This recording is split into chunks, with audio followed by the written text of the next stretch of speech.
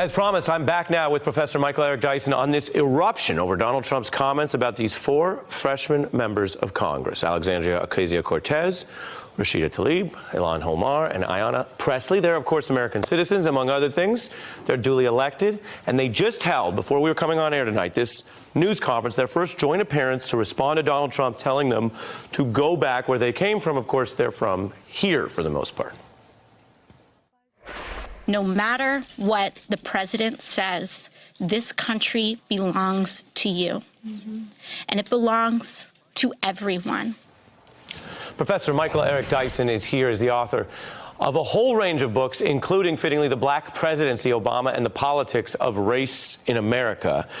Good to see you, even if not on a great night for America. Exactly right. Your views? It's devastating. Look. This is the demented genius of Donald Trump. He's playing to his base, but he's also playing to the basest instincts of American political culture. Where is the Lincolnian appeal to the better angels of our nature? These are the worst demons of our souls. And to demonize women of color as not American is not only to kind of give a redux to the birther argument, it's to add a malevolent level of misogyny and sexism to the stew, and as a result of that, he gets 2 for the price of 1. He's dissing women of color, he's demoralizing an entire community of people who find in them adequate representation for democracy. And to disagree with one's fellow is not a bad thing. To disagree with one's fellow human being is not a bad thing, but to demonize them as unworthy of citizenship is the most remarkable renunciation of American patriotism that one might imagine. I always learn from you. Here we are with something negative, and yet your erudition lays it all out. So I just heard you speak to us about the dissing, the demoralizing, the demented attack on our democracy. Right. 4 Ds. No doubt. And we were also listening to Rep. Omar say something that was once considered controversial, even about Trump, but has become much more obvious with his own closing of the white nationalist circle today in the Rose Garden. Right. The President of the United States, I mean, we cannot lose our capacity to be shocked. We covered some of this at the top of the show. Right. The sitting President of the United States is co-signing the support of white nationalists, as he has done before, from the seat of government of the United States. This was Rep. Omar's response. This is the agenda of white nationalists. Whether it is happening in chat rooms or it's happening on national TV, and now it's reached the White House garden. What is our political culture to do with that? It's got to both acknowledge that this is a problem and then use all of our resources to deploy against this. I mean, this is astonishing. This gives new meaning to the White House. It's exclusionary. It's division. It's a divisive rhetoric.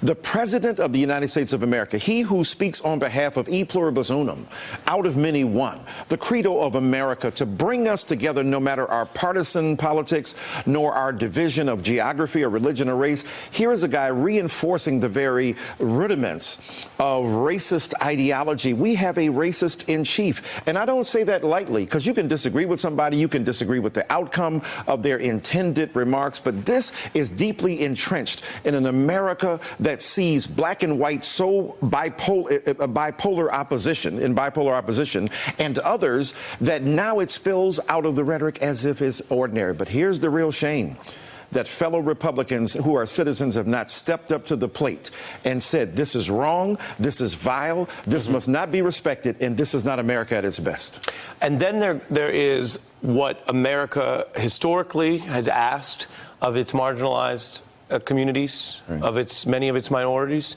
which is take the hate that you're hit with, right, and be better and be nicer and be warmer and be more respectful than that which you are treated. It is not the golden rule to ask that much of the oppressed. Right. And as we know, and as you've written about extensively, there are different spirits of the responses through the Black nationalist movement, through Black Pride movement, right, and through the peaceful nonviolence movement. Absolutely. I wonder what you heard in Congresswoman Ocasio-Cortez's response tonight. She, like all of us, has allowed more than one set of ideas over time. Right. She clearly leaned into a very peaceful right, response when, of course, many people know her as also being on policy quite strong and strident. Right. She tried to lean into love. Take a listen.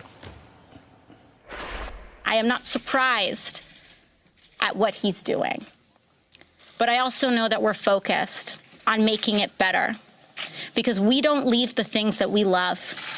And when we love this country, what that means is that we propose the solutions to fix it. Remarkable. That's echoes of Martin Luther King Jr. That's echoes of the best intent of an African-American and a brown-centered movement for social justice in this country. This is Latinx, African-American, and others in aggregate resistance to white supremacy. Don't let it ruin your soul. You know, Booker T. Washington said, never let a man or woman pull you so low as to make you hate them. So we hate the things that he represents, but we don't hate Donald Trump. But we do have to raise the banner of American patriotism against the vicious forms of nationalism that our president is putting forth, and the bigotry, the xenophobia. Even Republicans have to say enough is enough. This doesn't represent us. This is not the American soul at its best. Shame on Lindsey Graham. Shame on Mitch McConnell. Call them by name like they are on the mourner's bench in church, and call them to account for the spirit of refusal to side with those things that are right versus those things that are expedient. And the religious right in this country has a lot of splaining to do. You cannot stand in the name of God side by side with a man that you think represents the blinkered, horrible analysis of the gospel. This is not evangelical ambassadorship.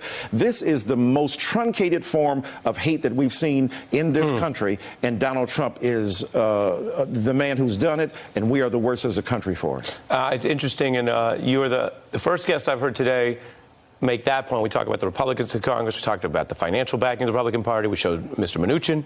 But you make the point that for those who identify with the cloth, yes, with the religious leadership, that's right, what a night to consider where those teachings land you on speaking out on this. Professor Dyson, we always learn something from you. My friend, it's always great to be here. Hey, I'm Ari Melber from MSNBC. You can see more of our videos right here, or better yet, subscribe to our YouTube channel below. You could have been anywhere in the world, but you're here with us, and we appreciate that.